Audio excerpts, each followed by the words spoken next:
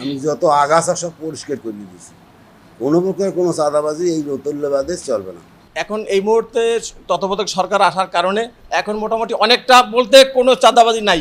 এই মুহূর্তে সবাই স্বচ্ছন্দে সুন্দরভাবে টিকিট কাটিয়া এখান থেকে সুন্দরভাবে যেতে পারতেছে। গত 17 বছরে পিছনে যা গেছে এ নিয়ে আর চিন্তা করতে চাই না। আগামীতে কিভাবে দেশ আগায় যাবে, নতুন দেশ আসছে, নতুন সমাধান আসবে, এখন এই উপরেই আমরা চলতে চাই। আমরা এখন ভালো আছি, আগের তুলনায় ভালো আছি। একটু বর্তমান যাত্রী সংখ্যা কম, তারপর একটু ফ্রিলি ব্যবসা করতে পারছি, চাঁদাবাজি নাই, কোনো কিছু নাই, কোনো অত্যাচার নাই, নিপীড়ন নাই, নির্বিঘ্নে ব্যবসা মালিকরা পরিচালনা করতে পারতেছে।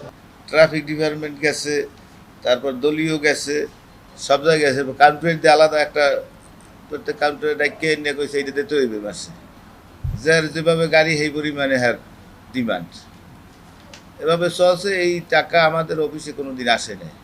তারা উঠাইয়া আমাকে আগে সেক্রেটারি সভাপতি হেরাই কারেন্ট দেশে কী করছে হেরা জানে, হেরাই বুক করছে। বিগত দলীয় সরকারের আমলে এরা জোরপূর্বক এই টাকাটা কালেকশন করতো, তোমার মাসে এত টাকা অত টাকা, যা আমার কাউন্টার ধরতো, এটা যা আমার আওতাধীন ছিল না, আমার ক্ষমতায়ও ছিল না। বর্তমানে যেহেতু আমার ক্ষমতায় আছে, আমি সব বন্ধ করে দিয়েছি। কোনো দলীয় লোক এখানে চাঁদা কালেকশন করতে পারবে না। মালিকরা সাধারণভাবে ব্যবসা করবে, তাদের নিজস্ব গাড়ি, নিজস্ব প্রতিষ্ঠান, নিজস্ব সংবিধান অনুসারে ব্যবসা করবে। কেউ চাঁদা দেওয়ার কোনো প্রশ্নই আসে না।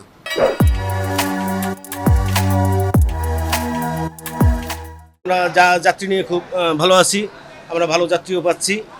আর যে বর্তমান সরকারের যে ধারাটা বয়ে যাচ্ছে, আপনারা আশা করি এই ধারাটা সবসময় যাতে বজায় থাকে এবং আমরা যাতে ভালো থাকতে পারি, যাত্রীরা যাতে সুবিধা ভোগ করতে পারে এবং এই সরকার যেভাবে আছে আমরা ঠিক ভবিষ্যৎটা এই সরকারের মতোই চাই।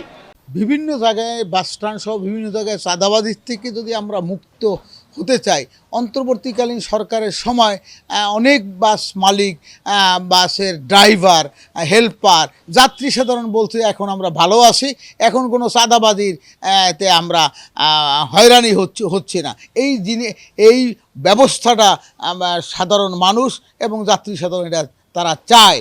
কিন্তু যখনই অন্তর্বর্তীকালীন সরকার তো আর চিরদিন থাকতে পারবে না, তারা একটি গণতান্ত্রিক নির্বাচন দেবে, নির্বাচনের পর একটি জনপ্রতিনিধিত্বকারী একটি রাজনৈতিক দল বা রাজনৈতিক মোর্চা তারা ক্ষমতায় আসবে। সেই সময় আবার যদি এই রকম হয় তাহলে কিন্তু মানুষ হতাশ হয়ে যাবে, সেটা মানুষ চায় না। তবে আমার বিশ্বাস, ব্যক্তিগতভাবে বিশ্বাস, যে রাজনৈতিক দলই ক্ষমতায় আসুক তারা অন্তর্বর্তীকালীন সরকারের সময় যে পরিস্থিতিটা বিরাজ করছে সেই রকমও যাতে বিরাজ করে সেই ধরনের পদক্ষেপ তারা নেবে।